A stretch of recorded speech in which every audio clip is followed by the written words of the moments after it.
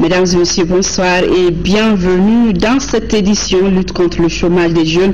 Le président de la République a lancé aujourd'hui un projet dans ce sens intitulé Formation professionnelle, insertion et appui à l'entrepreneuriat des jeunes ruraux. Il concerne 100 millions pour plus de 26 milliards de nos francs. Cette initiative du gouvernement et du Fonds international de développement agricole FIDA va durer 8 ans. Mohamed Diarra, compte rendu. C'est un chef de l'État très confiant en l'avenir de la jeunesse malienne qui arrive au Centre international de conférence de Bamako pour lancer un des projets les plus structurants et ambitieux de son quinquennat. Il s'agit du projet de formation professionnelle, insertion et appui à l'entrepreneuriat des jeunes fiers. Coût du projet, 26 milliards 29 millions de francs CFA sur une période de 8 ans. Il couvre toutes les régions du Mali. Il s'agit là de donner espoir à ces jeunes ruraux dont plus de 180 000 arrivent par an sur le marché du travail sans déboucher sur. Conséquence, ils tombent dans le désespoir et c'est ce qui ouvre la voie à l'immigration clandestine et l'exode rural. Dans chaque coin et recoin du Mali, nous donnons du cœur au ventre à ceux qui sont sur le point de flancher, de douter. Vous dites non, ce n'est pas le monde du doute, ce n'est pas le monde du désespoir, ce n'est pas le monde de lâcher.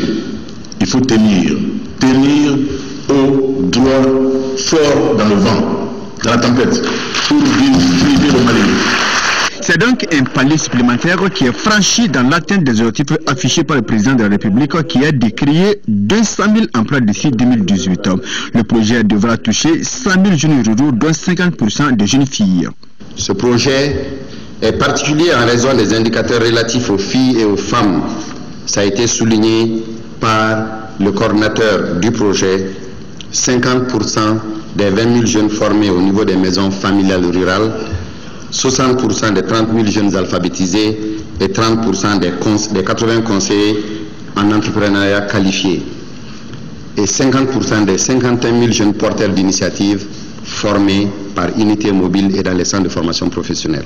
Le projet FIER va aider les jeunes ruraux à définir leurs projets professionnels, à améliorer leur formation et leurs compétences professionnelles, à trouver un emploi rémunérateur sur le marché du travail rural, à créer leurs entreprises agricoles et non agricoles en fonction de leurs projets et enfin à lutter contre l'exode rural et l'immigration. Pour la concrétisation de ce projet, le Mali a bénéficié de l'appui d'un de ses partenaires de longue date qu'est le FIDA. FIER s'inscrit dans la politique du gouvernement malien de création d'emplois à large échelle en recherchant tous les partenariats et les complémentarités possibles avec les différents acteurs travaillant dans le domaine. FIER y contribuera activement en travaillant au plus près des jeunes ruraux dans les villages et en ciblant aussi les 14 et 15 de 17 ans avant qu'ils n'aient décidé de quitter leur terroir. Pour le chef de l'État, le projet porte bien son nom car il s'adresse à une cible qui en a le plus besoin. Pour Ibeka, l'investissement le plus sûr et le plus probant est la terre. Le projet de formation professionnelle, insertion et appui à l'entrepreneuriat des jeunes ruraux est prometteur à bien des égards, notamment par le nombre important de jeunes et surtout de jeunes filles qui vont en bénéficier, par la diversité des actions à entreprendre et par la diversité même de ses bénéficiaires futurs. L'espoir est maintenant permis pour les jeunes du Mali, les jeunes des cercles et des communes les plus fragiles et les moins couverts par les actions de développement. Toutefois, reconnaît le président de la République, il y a une inadéquation entre formation et emploi des jeunes. Il faut donc inverser la tendance. Les capacités de cet immense réservoir ne sont pas suffisamment valorisées. Loin s'en faut. La jeunesse rurale est donc peu compétitive, car dotée d'une formation insuffisante, inadaptée aux besoins, mal équipée et sans accès véritable aux moyens de financement de ces activités. Notre engagement envers la jeunesse a été rappelé ici. Il est de créer à l'horizon 2018 au moins 200 000 emplois. Je veillerai à l'exécution diligente et correcte, Inch'Allah, du projet FIER. Je demande à nos jeunes de saisir toutes les opportunités ainsi offertes pour apprendre et s'approprier le projet FIER. Et qui de mieux que l'ensemble instrumental pour vanter les bienfaits de l'agriculture?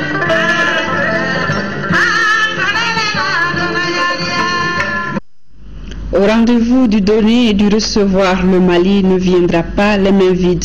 Le Mali est en train de retrouver son chemin de gloire et cela grâce à sa jeunesse. Ce sont là les propos du président de la République à cette cérémonie, Ibrahim Boubacar Keïta, que je propose d'écouter. En l'espace de 2-3 semaines, nous voici encore à votre rendez-vous.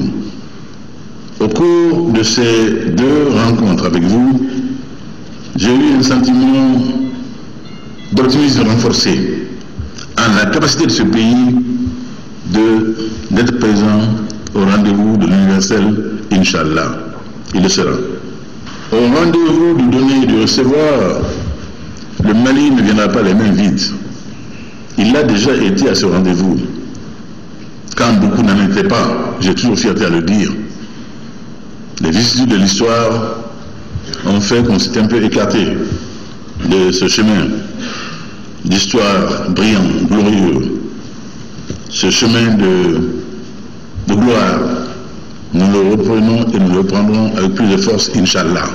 Grâce à vous, jeunesse du Mali, singulièrement jeunes ruraux du Mali, nous avons le devoir de vous donner les moyens de relever les défis actuels, c'est-à-dire contribuer plus efficacement au développement du pays. Vous en avez la volonté, vous en avez le courage, vous en avez la force, à nous de vous en donner les moyens, de vous aider à le faire. Et Inch'Allah, de participer pleinement à la génération de revenus stables, à la croissance économique, au mieux-être et à l'effort extraordinaire qu'ensemble nous avons choisi de mettre en mouvement pour relever ce pays dans tous les domaines. Notre obligation aujourd'hui est d'aider fortement la valorisation des aptitudes et compétences qui sont en vous. Déposées là depuis des millénaires, vous êtes la suite d'une longue trame historique, dans un continuum. Et je suis certain que le chaînon que vous rentrez sera l'un des plus remarquables que l'histoire du Mali aura connu, Inch'Allah. Je vous l'annonçais dans le titre, dans le cadre du mois de la solidarité lancé hier, le président de la République, Ibrahim Boubacar Keïta, a rendu une visite cet après-midi à la doyenne du district de Bamako, à Dikoronipara. Nous aurons le reportage au cours de cette édition et toujours avec le président de la République. Il a procédé ce soir même à la pose de la première pierre d'un centre d'ophtalmologie pédiatrique, centre qui sera bientôt fonctionnel pour les enfants du Mali. Les détails, ce serait dans nos éditions de demain. Nous allons reparler de la réunion de suivi des engagements de Bruxelles. C'était à Paris, en présence du Premier ministre Moussa Mara, qui a d'ailleurs regagné Bamako et qui a remercié les amis du Mali et souhaité une accélération des actions de décaissement des fonds. Nos envoyés spéciaux étaient Nyanya Loutraoré et Aline Touré. À l'issue de la 4e réunion de la conférence des donateurs à Paris, le Mali sort plus que jamais satisfait. Les partenaires techniques et financiers qui se sont engagés à Bruxelles se mobilisent davantage. De promesses, c'est 200 millions d'engagements et c'est 70 millions déjà décaissés. Nous travaillons avec les autres bailleurs aux côtés du Mali. Nous sommes engagés, et ça fait 1 an seulement, j'aurais envie de dire, que nous travaillons tous ensemble pour faire non seulement que le Mali sorte de cette crise, mais aussi qu'on puisse à travers les projets de développement, garantir aux Maliens un développement durable. Bien sûr, ça passe par la réconciliation, mais ça passe aussi par une politique de développement. 1098 milliards de francs CFA ont été décaissés par ces partenaires, soit un taux d'exécution de 56% par rapport à leurs annonces et 51% par rapport aux annonces totales. Dans cette enveloppe, les dons représentent 75% des conventions signées et les prêts 25%. En venant de Bamako, nous avions quelques objectifs. Le premier objectif, c'est d'abord d'avoir l'assurance que les partenaires du processus de Bruxelles sont toujours mobilisés aux côtés du Mali et sont prêts à rattraper les retards qui ont été constatés ces derniers temps du fait des difficultés liées aux interrogations du Fonds monétaire international. Nous avons eu cet engagement ferme. Nous avons 1568 milliards d'engagements sur les 2 milliards 155, donc à peu près 70% d'engagement. L'ensemble des partenaires se sont engagés à faire en sorte que le taux d'engagement puisse approcher ou atteindre 100% en février prochain. Ce qui fait que le processus de Bruxelles aura été achevé, atteint ses objectifs en termes de mobilisation de ressources, ce qui est sans précédent dans l'histoire des relations entre un pays et ses partenaires techniques et financiers. Donc, cela illustre la disponibilité de cette communauté à notre égard. C'est une chance pour le Mali, mais c'est une chance que nous devons transformer. La prochaine réunion se tiendra à Bamako. Elle est prévue pour le 5 février 2015. Elle sera coprésidée par Manuel Valls, le Premier ministre français. Nos envoyés spéciaux nous signalent également que la diaspora malienne en France a organisé une fête présidée par le Premier ministre. C'était pour célébrer la fête d'indépendance et aussi pour réitérer leur soutien aux autorités. Soutien également des personnes âgées aux actions du gouvernement dans la gestion des affaires publiques. C'était au cours d'une marche partie de la maison des aînés à la cité administrative. Compte rendu Batraoré. Quand l'intérêt de la nation est en jeu, toutes les couches s'impliquent dans la recherche de solutions. Cette marche des personnes âgées en est l'illustration la plus parfaite. Les aînés ont marché de leur base à la cité administrative avec en main un mémorandum à l'adresse des autorités. Conscient des enjeux du processus de réconciliation nationale en cours à Alger, le CNPAM a jugé opportun d'apporter sa contribution aux différentes négociations à travers un mémorandum que j'ai l'honneur et le plaisir de vous remettre au nom de toutes les personnes âgées du Mali. À travers ce document, les aînés recommandent l'unité nationale et le respect de la laïcité. Ils apportent leur soutien aux actions du gouvernement dans la gestion de la crise. Le ministre de la Santé et de l'Hygiène publique, qui a reçu le document, estime que les aînés ont leur mot à dire dans la gestion des affaires publiques. Merci pour cette belle initiative de construction du pays. J'ai constaté que votre vision pour le Mali est déclinée sous forme de conseils, de recommandations à l'endroit des principaux acteurs de la construction nationale. J'ai noté simplement que vous faites des recommandations à l'endroit de l'État, à l'endroit des partis politiques, et vos visions sont effectivement des recommandations dont la pertinence ne peut être discutée. Le ministre Ousmane Koné a rassuré les marcheurs que leur mémorandum sera transmis à qui de droit. La population de Koutiala réitère également son soutien au gouvernement. C'était au cours d'une marche initiée par les organisations de la société civile. Sekou Konaté. Partie du siège de la notabilité, la marche initiée par la société civile de Koutiala a mobilisé du beau monde. Tous pour un seul objectif, un Mali un et indivisible. Sur plus de 2 kilomètres, les marcheurs ont scandé des slogans favorables à un Mali en condamnant toute forme de partition. À la place de l'indépendance où attendaient les autorités administratives, les représentants des forces vives se sont succédés pour réaffirmer leur attachement à l'unicité du Mali et leur soutien aux plus hautes autorités dans leur quête de paix et de stabilité. En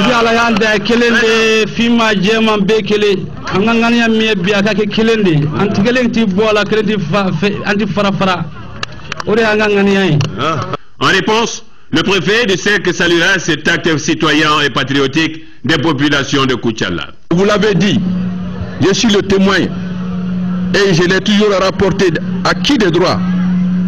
Chaque fois qu'à un moment les intérêts de ce pays-là vont être menacés, vous allez être debout comme un seul homme aux côtés des plus hautes autorités de ce pays. Et la grosse mobilisation de ce matin est un témoignage éloquent. Les prières et bénédictions des différentes confessions religieuses ont mis fin à la marche dans la capitale de l'Or Blanc. Une marche sans incident en ce jour de foire hebdomadaire, bien encadrée par les forces de l'ordre. Les mouvements d'autodéfense se démarquent de ceux qui ont rallié les groupes armés. Ils disent oui à l'intégrité territoriale, à l'unité nationale et non au fédéralisme, j'y arrive enfin, à l'autonomie et à l'indépendance. C'était lors d'une conférence de presse animée à la maison de la presse. Ibrahima Chokari. Par cette conférence de presse, les mouvements d'autodéfense montrent qu'ils soutiennent et encouragent tous ceux qui recherchent une paix juste et durable au Mali. Aussi, les mouvements réaffirment leur attachement à l'intégrité territoriale du Mali, à la forme républicaine et laïque de l'État et s'opposent à toute tentative sécessionniste à travers un fédéralisme, une autonomie ou une indépendance. Nous ne sommes pas partants, n'est-ce pas, pour le fédéralisme, et nous sommes pour l'unité de notre pays. Et nous sommes venus donc reconfirmer ça à l'opinion nationale. Nous nous sommes toujours battus de 1994 à ce jour pour la paix, la réconciliation dans notre pays, pour le développement des régions nord du Mali. Les mouvements disent se démarquer de la coordination des mouvements et forces patriotiques de résistance numéro 2, CMFPR 2. Ils décident alors de créer la coordination des mouvements et forces patriotiques de résistance CMFPR 3, ouvert à toutes les forces dédiées à l'intégrité territoriale, à l'unité nationale et au développement juste et harmonisé des régions du Nord. Nous poursuivons avec ce communiqué du ministère de la Défense et des anciens combattants qui informe l'opinion nationale et internationale que le dimanche 28 septembre 2014, les forces armées et de sécurité du Mali ont interpellé aux environs de Gao Mohamed Zeni Agissa Mega, se réclamant du MNLA. Mohamed Zeni Agissa a été interpellé par les forces armées de sécurité maliennes pendant qu'il tentait de procéder à des recrutements au profit des groupes armés, contrairement au contenu. Cela avait également provoqué des populations qui voulaient le lyncher. C'est dans ces conditions qu'il a été interpellé et remis à la prévôté par les femmes. L'intéressé a donc été conduit à Bamako pour être entendu par les services compétents.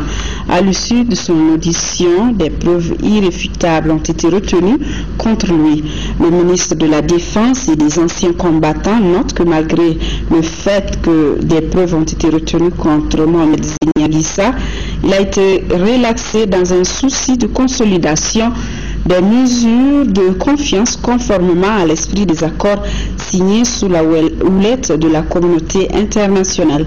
Le ministre de la Défense et des anciens combattants salue le professionnalisme, l'esprit patriotique et la pondération des forces armées et de sécurité du Mali et invite toutes les parties au respect de leur propre engagement à travers les accords en vue de la réconciliation nationale.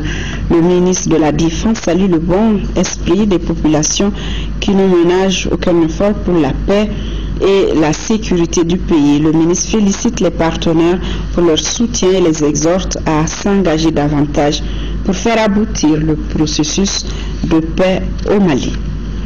Le service national des jeunes va reprendre très bientôt dans notre pays. Le département chargé de sa mise en œuvre procède à la rélecture des textes du matin. Suspendu près de 2 décennies, le service national des jeunes est sur le point de reprendre.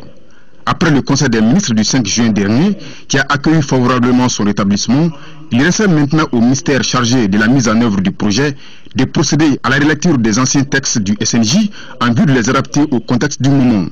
Et c'est ce travail qui justifie cette rencontre. La relance du service national des jeunes New Look occupe une place prépondérante dans le dispositif. Mais elle suscite beaucoup d'inquiétudes et d'interrogations légitimes. Qui sont les jeunes qui seront enrôlés? Sur quelle base? Volontariat ou conscription? Des jeunes formés au métier des armes et reversés au chômage ne poserait-il pas problème? Comment le programme sera financé pour sa pérennisation? Quelle serait la durée idéale du service? Autant de questionnements auxquels nos travaux de ce jour devraient permettre d'apporter des éléments de réponse. Outre le rétablissement du SNJ, la rencontre permettra également de se pencher sur les projets de texte de la carte jeune. La carte jeune participe aussi de cette même volonté d'offrir une protection sociale à la jeunesse, de faciliter son accès aux services et prestations de base. Elle est aussi un instrument d'appartenance et de distinction de la jeunesse et un outil de réduction de la pauvreté. La relance du service national des jeunes s'avère comme un moyen de raffermissement et de développement des aptitudes mentales, civiques et physiques du jeune. Et c'est aussi un moyen de préparer un citoyen soucieux et respectueux des valeurs sociales, culturelles et économiques de son pays. Lancement du mois de la solidarité hier, le président de la République, Ibrahim Boubacar Keïta, a rendu cet après-midi une visite à la doyenne du district de Bamako, à Dikoronipara, âgée de 124 ans. Elle s'appelle Kadia Togola. La doyenne du district a reçu en guise de cadeau un bélier et une enveloppe symbolique. Bourama Traoré. Dikoronipara, situé en communicat du district de Bamako, rue 40, porte 42. Voilà la carte postale de la doyenne de la capitale. Mme Kadia Togola, 124 ans, reçoit la visite du président de la République, Ibrahim Boubacar Keïta. Le chef de l'État sacrifie ainsi à une tradition bien ancrée dans la société malienne.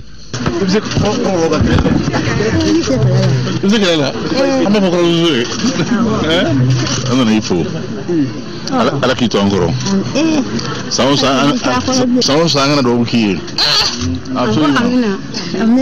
fana ka duwawu k'an ye. Mme Kadia Togola est née en 1890 à Tchenkoungo dans le cercle de Bougouni. Veuve de feu Fasseri Sangaré, elle est mère de 8 enfants dont 3 filles vivantes et 13 petits-fils. Malgré le poids de l'âge, la doyenne du district de Bamako est lucide. Les visiteurs de marque en ont fait le constat. Tout le monde la voit, elle est en forme. Alhamdoulilah. 124 ans, c'est pas 124 jours. Donc ça c'est par une hygiène de vie, c'est ce qu'elle m'expliquait. Une vie saine, des relations humaines de bonne alloi, une grande convivialité avec le voisinage. Il n'y a pas de miracle, c'est ce qu'elle m'expliquait. Le président de la République n'est pas venu les mains vides. Il a remis à la centenaire plusieurs cadeaux dont un bélier pour la fête des Tabaski, une couverture, une moustiquaire et une enveloppe symbolique. Très satisfaite et émue de ce geste de solidarité, l'aîné a fait des bénédictions pour le pays.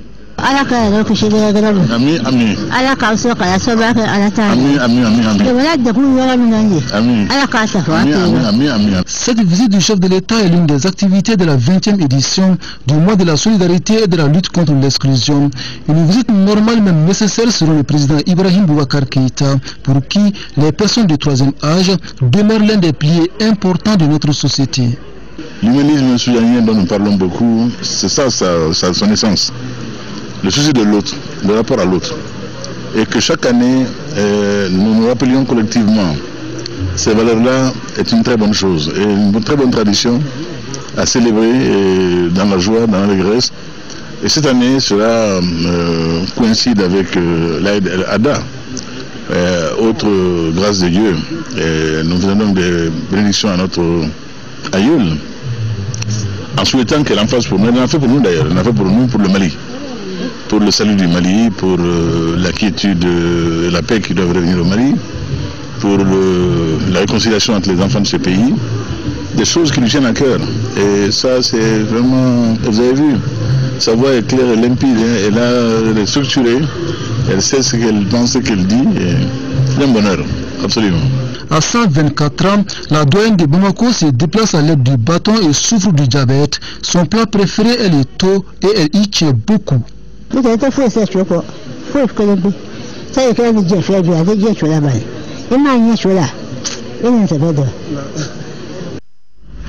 Lancement officiel à Sikasso des opérations d'achèvement du RAVEC. C'était en présence du ministre de l'Intérieur et de la Sécurité qui, au cours de son séjour, s'est entretenu avec les responsables des structures relevantes de son département. Compte rendu, Fatoumata Kone. Abdou Benkali, ce jeune de 16 ans, se fait enrôler pour la première fois. Il effectue cette opération à la place du cinquantenaire de Sikasso en présence du ministre de l'Intérieur et de la Sécurité. Cette action marque le début des opérations d'achèvement du RAVEC dans la 3e région. Pour corriger les faiblesses constatées et permettre l'utilisation des résultats du RAVEC à d'autres fins, notamment électorales, les objectifs ont été fixés. Il s'agit de recenser les personnes des zones non couvertes à l'intérieur et à l'extérieur du pays pendant la phase active et les personnes omises. Gérer les réclamations formulées par les personnes recensées erreurs constatées sur les données par les titulaires des cartes MINA. Auparavant, le ministre avait rencontré les responsables des services centraux de la localité. Les échanges ont permis aux préfets, conseillers et administrateurs de la région de comprendre certains sujets du moment.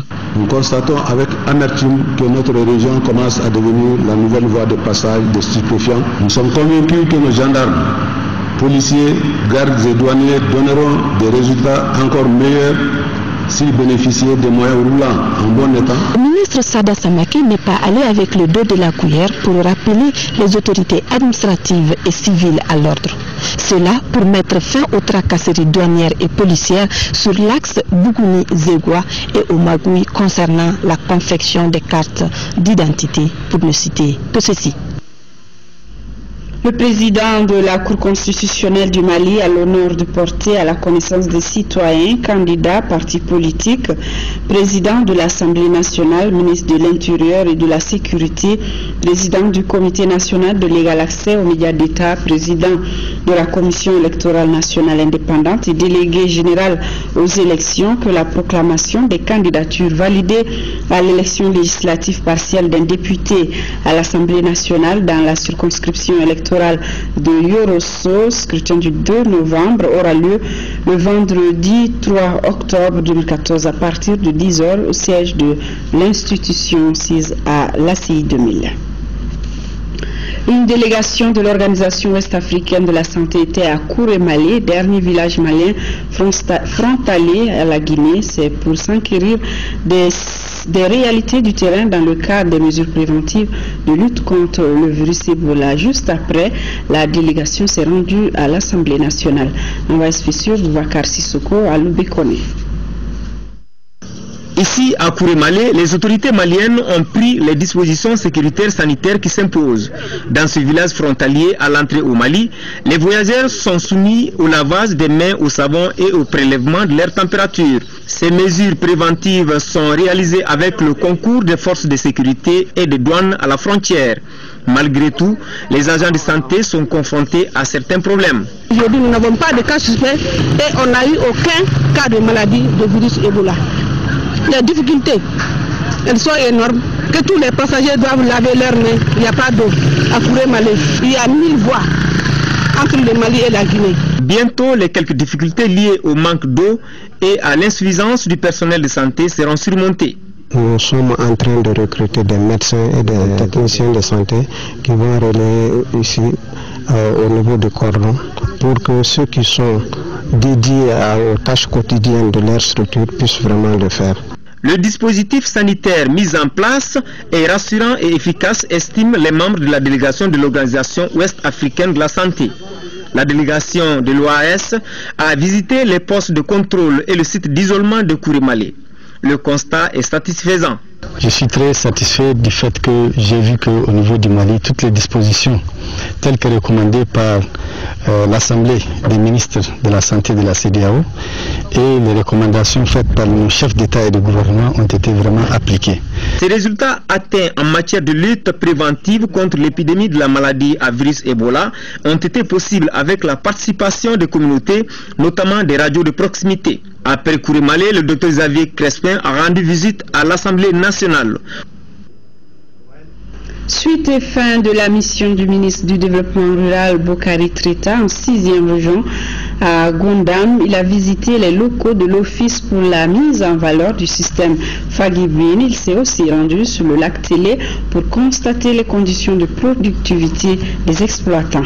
Le reportage de nos envoyés spéciaux Adama Djimde. Le lac Télé de Gundam fait partie d'un ensemble de 5 lacs interconnectés que sont Takara, Fagibine, Goubert et Kamangou. Superficie totale 86 000 hectares.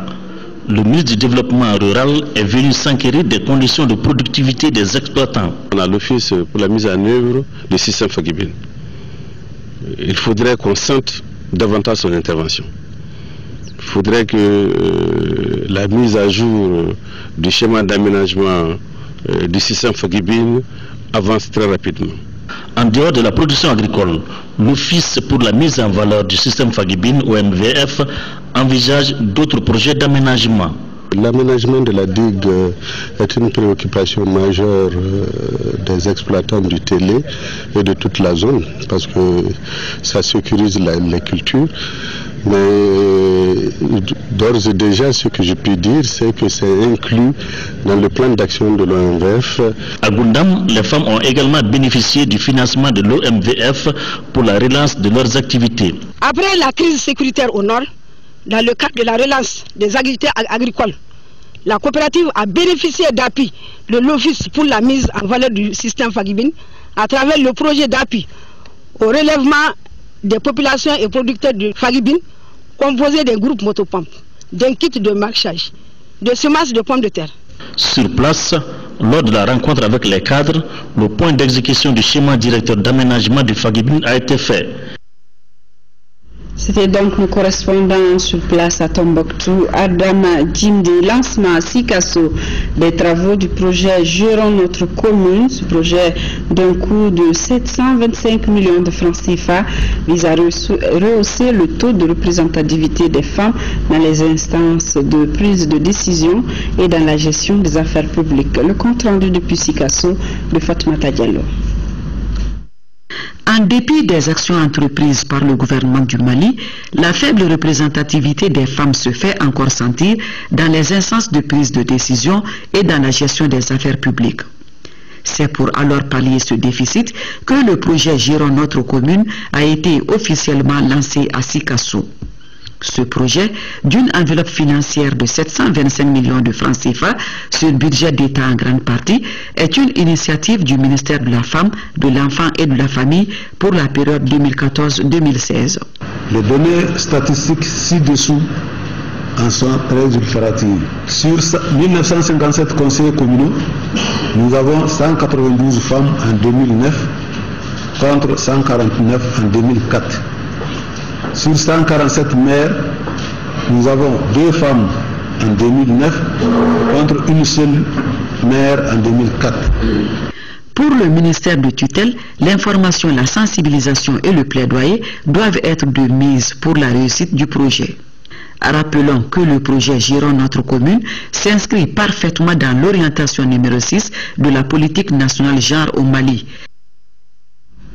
Et ce communiqué du président de la Chambre de commerce et d'industrie du Mali qui invite les jeunes opérateurs économiques maliens évoluant dans les affaires, tous secteurs confondus, à venir s'inscrire auprès du secrétariat général de la Chambre de commerce et d'industrie du Mali en vue de leur participation à la célèbre foire internationale Pont de commerce des jeunes opérateurs économiques Turquie Monde qui se tiendra du 25 au 30 octobre à Istanbul. Délai des inscriptions le 20 octobre 2014.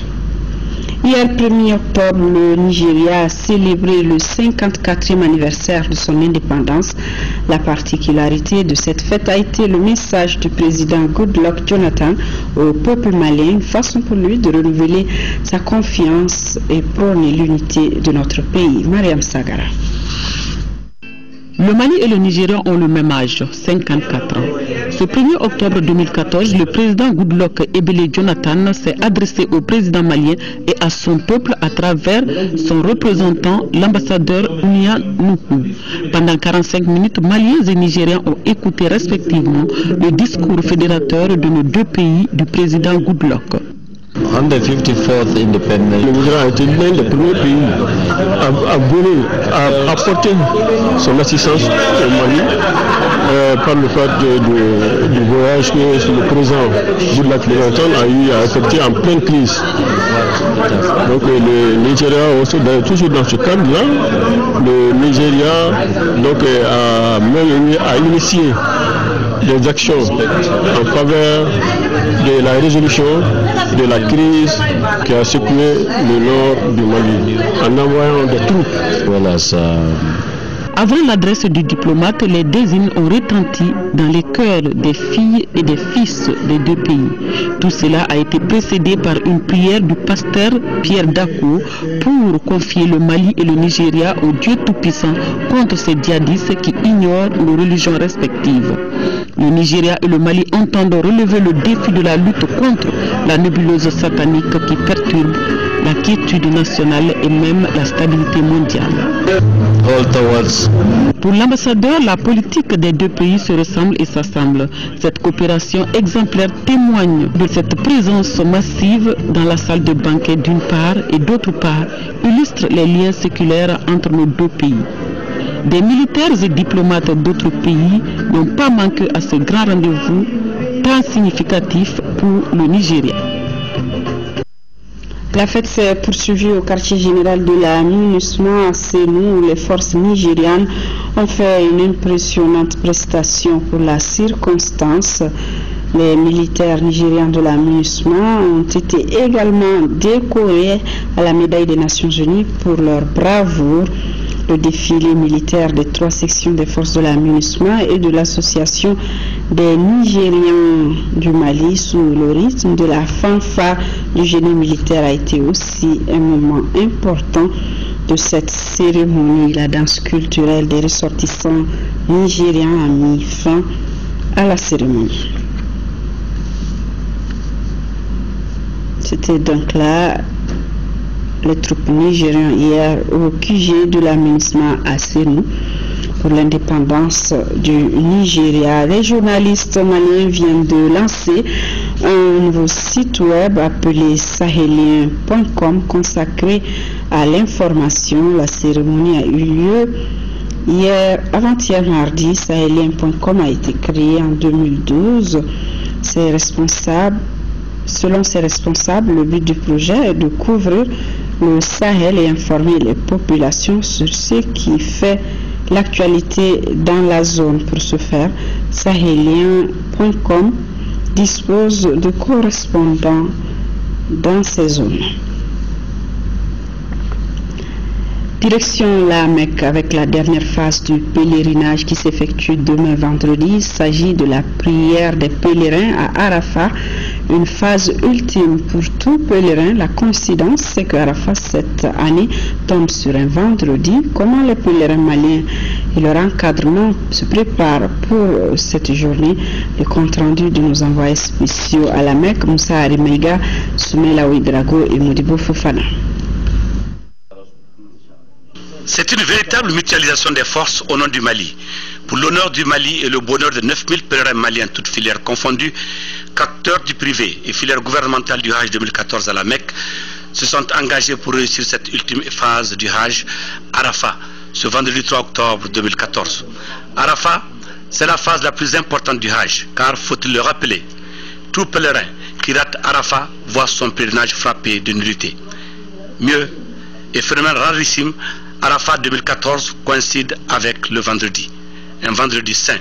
Et c'est aussi un vendredi que le prophète Mahomet, paix et salut sur lui, a effectué son unique pèlerinage. C'est dire, et selon un hadith authentique, Arafat qui coïncide avec un vendredi, cela vaut 70 pèlerinages pour celui qui l'aura vécu. Et les Maliens ont compris l'enjeu. Nous, en tant que représentants de l'État, on est là à veiller sur tous les Maliens. Et ça, c'est une innovation à saluer et à encourager, parce que le Mali est indivisible. Donc les Maliens aussi sont un et indivisibles. Nous sommes tous ici pour accomplir un devoir religieux. Comment se préparent les pèlerins et aussi les directeurs d'agence pour affronter Arafat? Sur le plan religieux, on pense que nos pèlerins, alhamdoulilah, ils vont très bien. Actuellement, ils sont en train de récupérer et qui se préparent vraiment pour la phase rituelle, le pèlerinage proprement dit. Pour l'étape de Mina, les pèlerins se portent très bien et ils sont prêts pour face à cette étape, pour aller à Mina et ensuite à Arafat.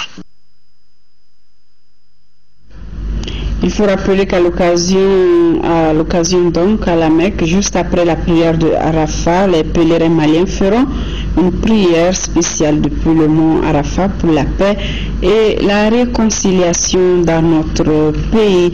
Nous vous avions parlé de l'affluence dans les gares routières par les Maliens qui décident d'aller fêter ailleurs dans leur lieu d'origine. Malheureusement, nous n'avons pas pu avoir le reportage. Nous reformons donc cette édition Vous l'aurez certainement dans nos éditions de demain, en tout cas avant la fête de Tabaski. Demain 10h, 13h, Mohamed Touré, 18h, 20h, Hawi Touré. Bonsoir.